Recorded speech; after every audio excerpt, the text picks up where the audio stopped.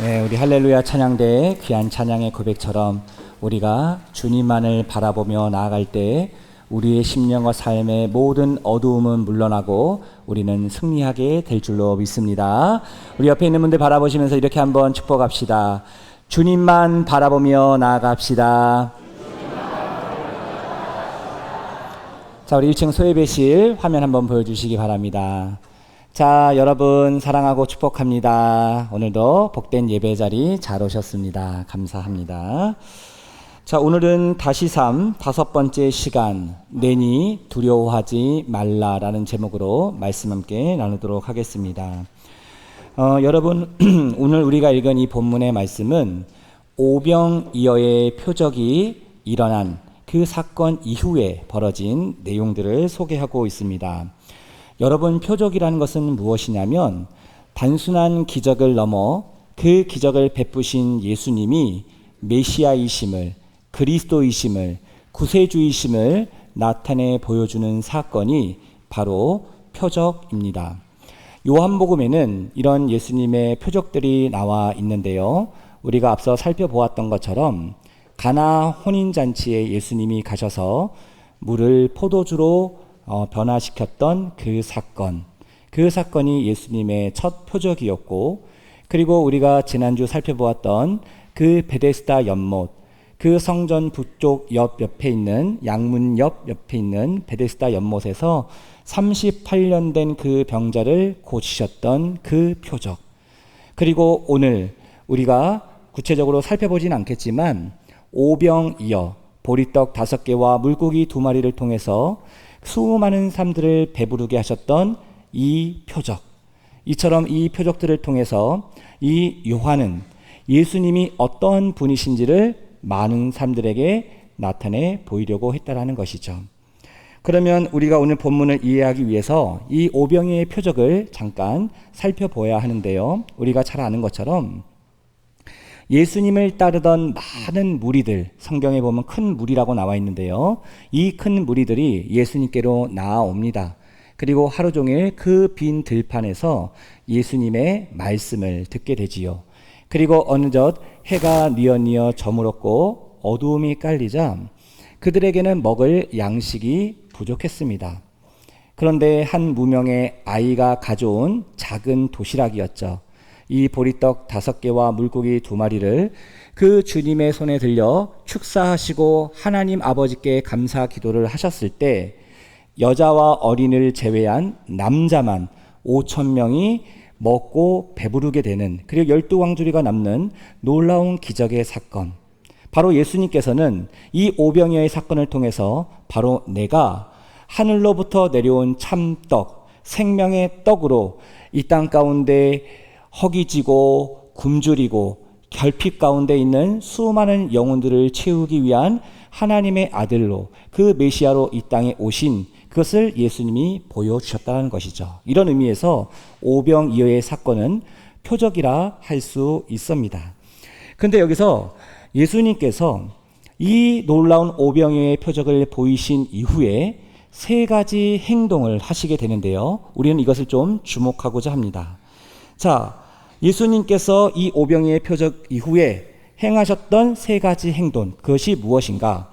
마태복음 14장 22절과 23절에 보면 그것이 나오는데요. 우리 같이 화면을 보시며 읽어보도록 하겠습니다. 예수께서 즉시 제자들을 재촉하사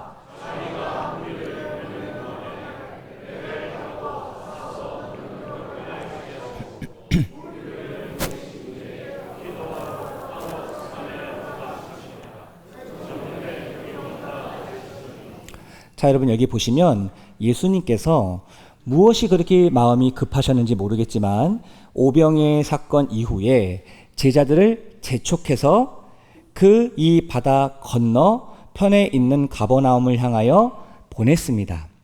제자들이 더 이상 그곳에 머물지 않고 이 큰 무리들과 따로 구별하여 분리시켜서 이 제자들로 하여금 이 갈릴리 바다를 건너갈 수 있도록 예수님이 재촉하셨다라는 겁니다. 왜 예수님이 그렇게 하셨을까? 우리 같으면 이 오병이어의 사건, 놀라운 기적 아닙니까? 이것을 통해서 내가 받은 은혜가 있지 않습니까? 기쁨이 있지 않습니까? 그럼 아마 제자들은 따로 남아서 뒤풀이를 하거나 내가 받은 그 은혜, 그 상황들을 나누는 시간을 가졌으면 훨씬 더 좋았을 텐데, 예수님은 단호하게 이 제자들로 하여금 그 오병이의 사건이 임했던 그 빈들에서부터 저 갈릴리 바다를 향하여 나아가게끔 했다라는 것이죠. 여기에는 예수님의 중요한 의도와 목적이 있었다라는 것을 우리는 미루어 짐작해 볼 수 있습니다.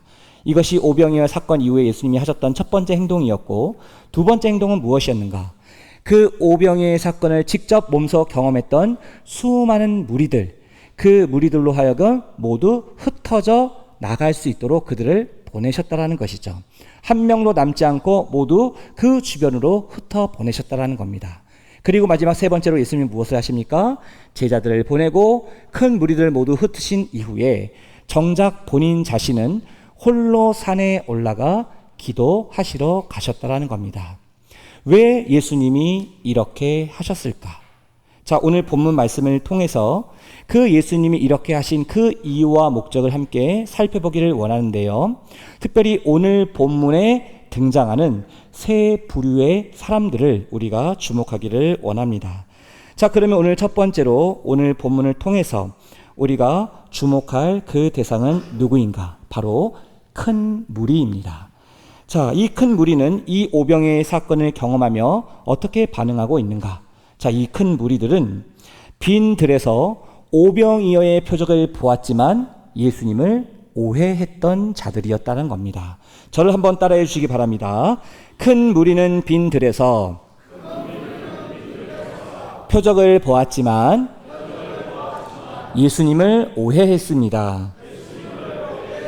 자, 오늘 본문 14절과 15절 말씀 같이 함께 읽어보겠습니다. 그 사람들이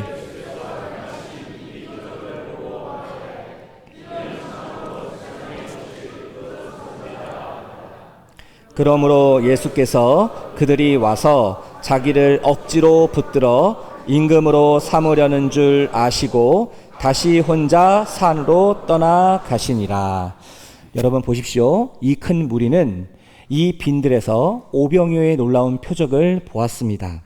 그런데 이 표적에 담겨있는 참된 의미를 몰랐다라는 것이죠. 이 오병이어의 기적을 베풀어 주신 그 예수님을 보았지만 이 예수님이 진짜 어떤 분이신지 그들은 알지 못했다라는 겁니다. 그래서 그들은 예수님을 오해했다라는 거예요. 어떻게 오해해요? 야, 이 예수님을 보니까 우리의 허기지고 굶주리고 결핍된 이 모든 것을 풍성하게 채우실 수 있는 그런 분이시로구나. 한 번도 그들이 경험해보지 못한 이 예수님의 놀라운 기적을 보면서 야, 이분을 우리의 임금으로 삼으면 지금 이 로마 제국으로부터 우리를 핍박과 고난과 고통 가운데 있는 우리를 해방시켜 줄 수 있는 정치적인 메시아, 경제적인 메시아, 우리에게 떡을 주고 우리에게 먹을 양식을 주고 우리로 하여금 이 놀라운 것들을 경험하게 해줄 수 있는 그런 분이로구나. 그렇게 이 큰 무리들이 예수님을 생각했다라는 겁니다. 그래서 오늘 본문에 보면 그 예수님을 억지로 붙들어 임금을 삼으려고 했다라고 성경은 이야기하지요. 나중에 이 무리들은 어떻게 될까요? 예수님이 이 빈들에서 놀라운 오병이어의 표적을 보여주신 이후에 예수님이 다 흩어졌다고 그랬잖아요. 그럼에도 불구하고 많은 무리들은 이 예수님을 쫓아 이 갈릴리 바다 건너편에 있는 그 가버나움까지 따르게 됩니다. 쫓아오지요. 예수님을 따르게 됩니다. 근데 여기에서 예수님께서 그 무리들을 향하여 중요한 말씀을 하십니다.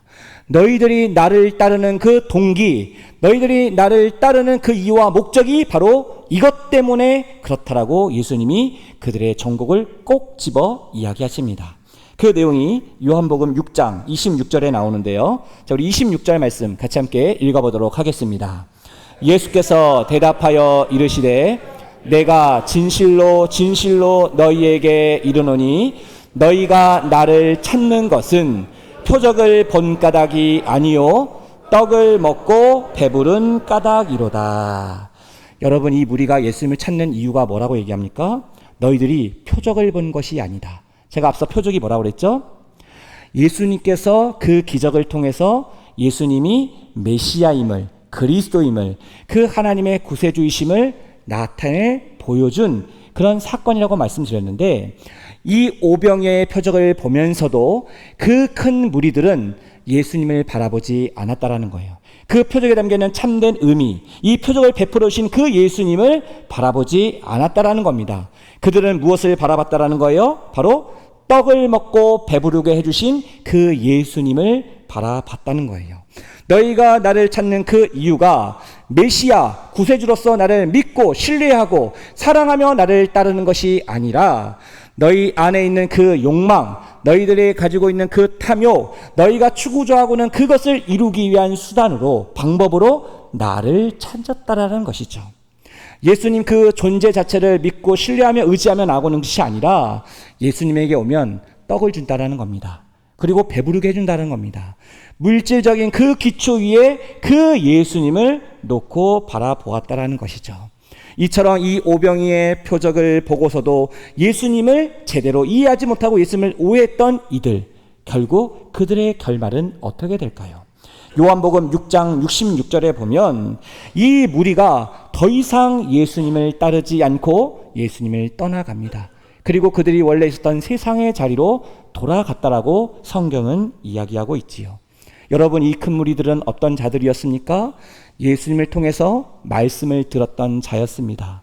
그리고 떡을 먹었던 자들이었습니다. 놀라운 기적을 경험했던 자들이었습니다. 그럼에도 불구하고 그들이 그 인격적인 예수님을 만나지 못하고 그 예수님을 오해했기에 결국 그들은 그 예수님을 떠나갔다라는 것이죠.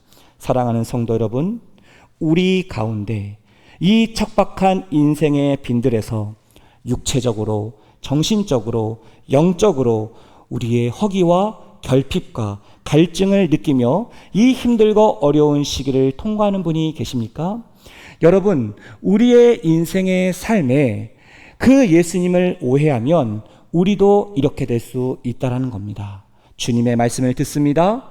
주님이 주신 은혜를 경험합니다. 기적도 경험했습니다. 하지만 그럼에도 불구하고 그 예수님을 우리가 진짜로 만나지 못하면, 그 인격적인 주님을 만나지 못하면 그냥 내가 인생에 뭔가 필요한 것이 있으면 그 예수님을 찾고, 그러지 않으면 찾지 않고 내 필요와 수단에 따라서 그 예수님을 우리가 바라보고 있다라면 오늘 이 큰 무리들처럼 우리의 인생에 고난과 핍박과 어려움이 왔을 때 내 생각과 내 판단과 내 뜻과 다른 예수님의 모습이 나타나게 될 때에 우리도 얼마든지 그 주님을 향한 우리의 믿음이 흔들릴 수 있고 그 주님을 향한 의심과 불신과 그런 모습들이 우리에게 들어올 수 있다는 겁니다.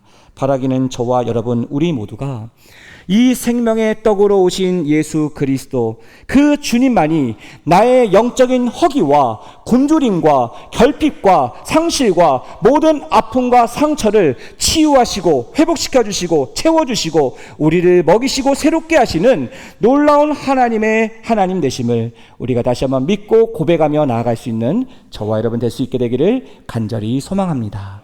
이 인생의 빈들에서 그 생명의 떡이신 예수님께서 우리에게 오셔서 그 우리를 향하신 놀라우신 하나님의 은혜와 그 기쁨과 그 평안을 누리며 나아갈 수 있는 저와 여러분 될 수 있게 되기를 주님의 이름으로 축복합니다. 우리 옆에 있는 분들 바라보시면서 이렇게 한번 축복합시다. 인생의 빈들에서 주님을 만납시다. 한 번 더 이렇게 축복합시다. 생명의 떡이 나를 살립니다. 자, 이제 두 번째로 오늘 본문에서 우리가 주목할 대상은 누구인가? 바로 제자들입니다. 여러분, 이제 이 제자들이 오병이어의 표적이 일어났던 이 빈들에서 장소가 바뀌게 됩니다. 주님의 말씀에 순종하여 이 제자들이 배를 타고 가버나움을 향하여 이 갈릴리 바다로 나아가게 되지요. 그러면 이 제자들은 이 바다에서 어떠한 모습을 보이게 되는가? 이 제자들은 바다에서 예수님을 보게 됩니다. 하지만 그들은 그 예수님을 보고 두려워했다는 겁니다. 왜 그들이 예수님을 보고 두려워했는가? 자, 저를 한번 따라해 주시기 바랍니다. 제자들은 바다에서 예수님을 보았지만 두려워했습니다. 자, 오늘 본문 16절부터 18절까지 말씀 함께 읽겠습니다. 저물매 제자들이 바다에 내려가서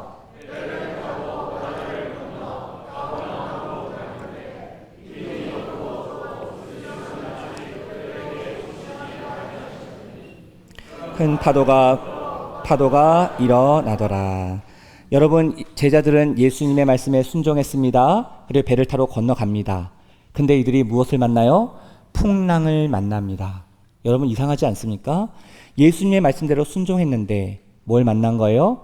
예상치 못했던 풍랑을 만나게 된 겁니다. 우리가 주님의 말씀에 순종해서 이 믿음의 길을 걸어갈 때, 우리의 인생의 바다에 항해를 우리가 하게 될 때 예상치 못했던 풍랑을 만날 수 있다는 겁니다. 그러면 우리가 어떻게 해야 될까요? 이 풍랑을 바라보면 우리는 낙심할 수밖에 없습니다. 절망할 수밖에 없습니다. 두려워할 수밖에 없습니다. 하지만 이 풍랑을 바라보는 것이 아니라 그런 상황 속에서도 우리를 주목하시고 우리를 바라보시고 우리를 향해 걸어오시는 그 예수님을 우리가 바라보며 나아갈 때 우리의 인생에 어떤 풍랑이 분다 할지라도 우리는 그것을 극복하며 이기며 주님과 함께 이 믿음의 항해를 끝까지 완주할 수 있게 될 줄로 믿습니다. 이 풍랑을 바라보는 것이 아니라, 문제를 바라보는 것이 아니라, 내 주변의 고난과 이 형편과 이 어려움을 바라보는 것이 아니라 내 시선과 마음의 중심이 그 주님을 바라보며 주님께 고정되어 있을 때 우리는 이 고난의 장벽을 넘어 그 주님이 원하시는 그 하나님의 뜻하신 그 믿음의 여정의 길로 우리는 걸어갈 수 있게 된다는 것이죠. 이 제자들도 마찬가지입니다. 주님의 말씀에 순종했는데 예상치 못했던 큰 풍랑을 만난 겁니다. 그들은 열심히 노를 졌습니다. 19절에 보면 제자들이 열심히 노를 저어 심여리쯤 갔다라고 얘기합니다. 이 제자들 중에 대다수는 이 갈릴리 바다 어부 출신입니다. 이들이 지금까지 어부 생활을 하면서 이런 풍랑 안 만났겠습니까? 수도 없이 만났겠지요. 처음에 이 풍랑을 만났을 때 제자들은 당황하지 않았을 겁니다. 그들의 경험적으로, 지식적으로 어떻게 하면 이 풍랑을 잘 이겨나갈 수 있을지 그들은 답을 가지고 있었겠죠. 그래서 그들은 그들이 했던 경험대로, 지식대로 열심히 노를 저었습니다. 그들이 할 수 있는 최선의 노력을 다해서 그들은 합심하여 이 풍랑에 흔들리고 있는 이 배 속에서 그들은 열심히 노를 저었습니다. 하지만 한계가 있었죠. 밤새도록 노를 저었지만 멈추지 않는 이 풍랑으로 인하여 그들은 탈진해 버리게 됩니다. 지쳐버리게 됩니다. 이제 모든 것을 다 내어버리게 되지요. 그런데 여러분, 이렇게 탈진과 낙심과 절망과 두려움 가운데 있었던 이 제자들을 바라보고 계셨던 분이 계셨습니다. 그분이 누구십니까? 바로 우리 주님이셨습니다. 저 멀리 거친 풍랑을 뚫고 이 제자들을 향하여 무리를 걸어오시는 그 예수님이 계셨습니다. 그런데 이 제자들, 저 멀리 걸어오시는 그 예수님을 보았지만 만약에 그들이 그 예수님을 알아보았다면 할렐루야! 드디어 주님이 오시는구나. 이제 우리는 살았다. 기뻐하고 그들은 즐거워했을 것입니다. 하지만 오늘 말씀에 보니까 그 바다 위로 걸어오시는 그 예수님이 가까이 오심을 보았어요. 근데 이들이 느낀 감정이 뭡니까? 두려움이었습니다. 두려웠다는 건 뭘 반증하는 거예요? 그 예수님을 제대로 알아보지 못했다는 겁니다. 여러분, 빈들에 있을 때 이 제자들은 놀라운 오병이어의 표적을 보고, 이야, 내가 드디어 예수님 제자가 되기를 잘했다. 내가 모든 것을 포기하고 내려놓고 예수님을 따라 여기까지 오니 이런 놀라운 것을 보게 되는구나. 그들이 떡을 나누고 물고기를 나누며 그 주변 사람들이 얼마나 박수를 치며 칭찬을 해줬겠습니까? 이 제자들은 어깨가 으쓱했을 겁니다. 기분이 너무너무 좋았을 겁니다. 그들 마음속에 이런 생각이 들었을지 모릅니다. 이야, 이 예수님이야말로 진짜 우리를 해방시켜줄 수 있는 왕이 될 수 있겠구나. 그래서 이 제자들은 그 복음서에 보면 끊임없이 뭘 가지고 싸웁니까? 예수님, 나중에 주님의 영광의 보좌에 앉으실 때에 나를 예수님 오른편에 왼편에 앉게 해주십시오. 제자들은 끊임없이 누가 더 크냐, 누가 더 뛰어난 제자이냐, 누가 예수님에게 인정받는 제자이냐를 놓고 치열하게 다투고 싸우고 신경전을 벌였던 제자들이었습니다. 이처럼 제자들도 그 예수님을 오해했다라는 것이죠. 진짜 예수님이 어떠한 분인지 몰랐다라는 겁니다. 이 풍랑을 만났던 이 배에서도 이 제자들은 그 예수님을 알아보지 못하고 두려워 벌벌 떨었다라고 합니다. 이것이 그 제자들의 현실이었다라는 것이죠. 여러분, 이 풍랑 가운데 우리도 인생에 예기치 못한 이런 풍랑을 만날 때가 있지요. 하지만 이 풍랑 속에서도 우리를 향하여 우리를 주목하시고 바라보시고 우리에게 찾아오시는 그 주님을 바라볼 수 있게 되기를 간절히 소망합니다. 내 상황을 바라보는 것이 아니라, 문제를 바라보는 것이 아니라, 내 삶을 짓누르고 있는 우리의 인생의 크고 작은 문제들, 그 짐들을 바라보는 것이 아니라 내 인생의 주인 되신 그 예수 그리스도를 우리가 온전히 바라보며 신뢰하며 믿으며 따라가며 나아갈 때에 길을 잃고 방황하는 우리의 심령과 삶을 주님께서 회복시켜 주시고, 주님께서 치유하여 주시고, 주님께서 온전케 하여 주실 줄로 믿습니다. 이런 의미에서 우리 주님은 어떤 분이신가? 우리의 인생의 바다를 믿음의 항해를 할 수 있도록 끝까지 우리를 보호하시고 인도하시고 책임지시는 최고의 항해사가 바로 우리 주님이신 줄로 믿습니다. 우리 옆에 있는 분들 바라보면서 이렇게 한번 고백할까요? 예수님은 최고의 항해사입니다. 이제 마지막 세 번째로 오늘 본문을 통해서 우리가 주목할 그 사람은 누구인가? 바로 예수님이십니다. 여러분, 거센 풍랑을 맞이해서 두려움 가운데 있었던 이 제자들을 향해 예수님이 오셨지요. 그리고 예수님이 어떻게 이 제자들에게 하셨을까? 예수님은 이 제자들에게 참된 평안과 기쁨을 주셨다라는 겁니다. 저를 한번 따라해 주시기 바랍니다. 예수님은 제자들에게 참된 평안과 기쁨을 주셨습니다. 자, 오늘 본문 20절과 21절 말씀 같이 함께 읽겠습니다. 이르시되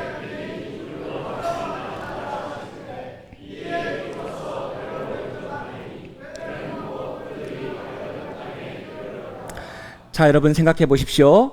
주변은 거센 풍랑이 치고 있고 제자들이 타고 있는 배는 막 흔들립니다. 배가 뒤집어질 것 같습니다. 이 죽음의 공포와 위기 속에 이 제자들은 두려움에 벌벌 떨고 있습니다. 그들을 향하여 우리 주님께서 오셔서 가장 먼저 하셨던 말씀이 뭐냐? 내니 두려워하지 말아라. 같은 본문을 기록하고 있는 마태복음과 마가복음에 보면 한 가지 말이 더 추가됩니다. 안심하라. 내니 두려워하지 말아라. 내가 왔다라는 겁니다. 더 이상 이 파도를 바라보지 말고, 풍랑을 바라보지 말고, 문제를 바라보지 말고 나를 바라보라는 겁니다. 나를 바라볼 때 너희들에게 살 길이 열리고 피할 길이 열리고 너희를 억누르고 있는 모든 두려움과 절망과 낙심으로부터 너희가 해방될 수 있을 것이다. 바로 나를 바라보라고 주님이 말씀하시는 것이죠. 이 주님의 위로의 말씀을 들었던 제자들, 그제서야 비로소 이들이 안도감을 하게 됩니다.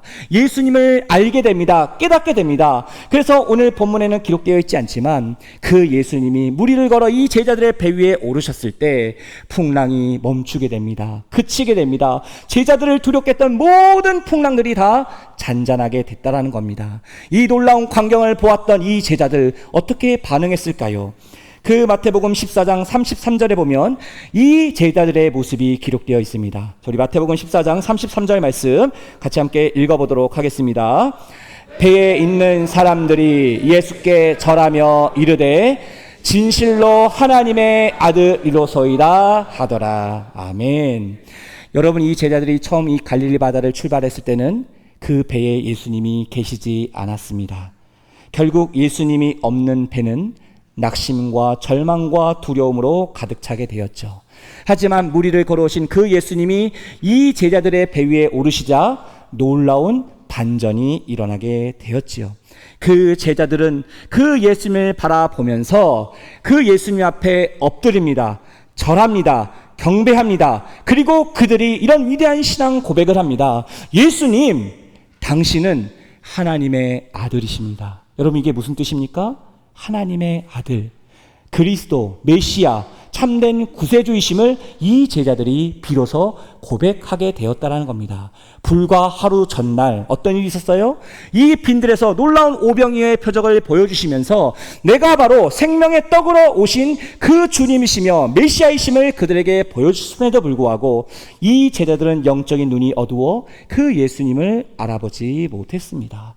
하지만 이 풍랑이 치는 이 인생의 험난한 그런 상황 속에서 이들이 그 주님을 만났을 때 비로소 이 제자들은 믿음의 고백을 주님께 드릴 수 있었다라는 것이죠. 그리고 예수님이 이 배에 오르자 그 배는 그 가려던 땅, 그 목적지, 그 가버나움에 안전하게 도착할 수 있었습니다. 이제 말씀을 마무리합니다. 우리의 인생의 바다에서 우리가 믿음의 항해를 할 때에 끊임없이 이 폭풍우는 우리에게 밀려옵니다. 근데 우리가 그 폭풍우를 바라보게 되면 어떻게 됩니까? 낙심과 절망과 두려움이 우리에게 밀려온다라는 것이죠. 하지만 여러분 기억하십시오. 우리의 인생의 거센 풍랑이 몰아칠 때 그 주님께서 우리를 외면하지 아니하시고 우리에 찾아오십니다. 우리를 만나 주십니다. 그리고 오늘 이 시간 여전히 우리의 인생의 풍랑을 맞아 아픔과 고통과 상처와 눈물 가운데 있는 저와 여러분들에게 주님께서 이렇게 말씀하십니다. 안심하라. 내니 두려워하지 말아라. 이제 나를 바라보라. 나만을 바라보며 의지해라. 나를 바라보며 의지하며 신뢰할 때에 너의 인생에 너를 짓누르고 있는 모든 인생의 슬픔과 아픔과 고통, 그 좌절, 외로움, 두려움으로부터 내가 너를 벗어나게 할 것이다. 그리고 내가 나와 함께하며 끝까지 이 믿음의 항해의 목적지까지 너와 함께할 것이다. 그러니 더 이상 걱정하지 말고 염려하지 말고 두려워하지 말아라. 주님께서 오는 시간 우리에게 말씀하여 주십니다. 저는 이 설교 말씀을 준비하면서 찬송가 382장 이 찬양이 기억이 났는데요. 이 찬양의 내용은 이렇습니다. 너 근심 걱정 말아라. 주 너를 지키리. 주 날개 밑에 거하라. 주 너를 지키리. 주 너를 지키리. 주 너를 아무 때나 어디서나 아무 때나 어디서 주 너를 지키리. 주 너를 늘 지켜주시리. 늘 지켜주시리. 할렐루야. 우리의 인생의 최고의 항해사이신 예수님이 우리와 함께 하실 때 우리의 인생에 어떤 거센 풍랑과 비바람이 몰아친다 할지라도 그 주님께서 우리의 신앙과 삶을 지켜주시고 보호하여 주시고 우리의 인생의 믿음의 목적지까지 완주하게 하실 줄로 믿습니다. 이 귀한 은혜가 우리 모두 가운데 임할 수 있게 되기를 주님의 이름으로 축복합니다. 우리 옆에 있는 분들에게 마지막으로 이렇게 한번 축복합시다. 주님과 함께 믿음의 항해를 완주합시다. 기도하겠습니다. 하나님 아버지, 우리의 인생의 바다에는 언제나 거센 풍랑이 끊임없이 일어나고 있습니다. 우리가 그 풍랑을 바라보면, 그 문제와 상황을 바라보면 우리는 낙심할 수밖에 없고 절망할 수밖에 없고 두려워할 수밖에 없습니다. 하지만 그 거친 풍랑을 뚫고 그 바다 위를 걸어오신 예수 그리스도, 우리의 인생의 최고의 항해사이신 주님만을 바라보며 나아갈 때 우리의 모든 두려움은 떠나가게 될 줄로 믿습니다. 안심하라. 내니 두려워하지 말라. 오늘 이 시간 우리에게 말씀하시는 그 주님을 바라보며 주님과 함께 이 믿음의 항해를 끝까지 완주할 수 있도록 주님 도와주시옵소서. 주님, 이제 세례 및 입교 예식을 진행하려고 합니다. 주님, 오늘 하나님과 많은 증인들 앞에 내 믿음을 고백하며 나아가는 모든 후보자들에게 주님 임재하여 주시고 함께하여 주시옵소서. 함께하실 그 주님께 감사와 찬양을 드리며 우리 주 예수 그리스도의 이름으로 기도드립니다. 아멘. 자, 이제부터 유아 세례 입교 예식을 시작하도록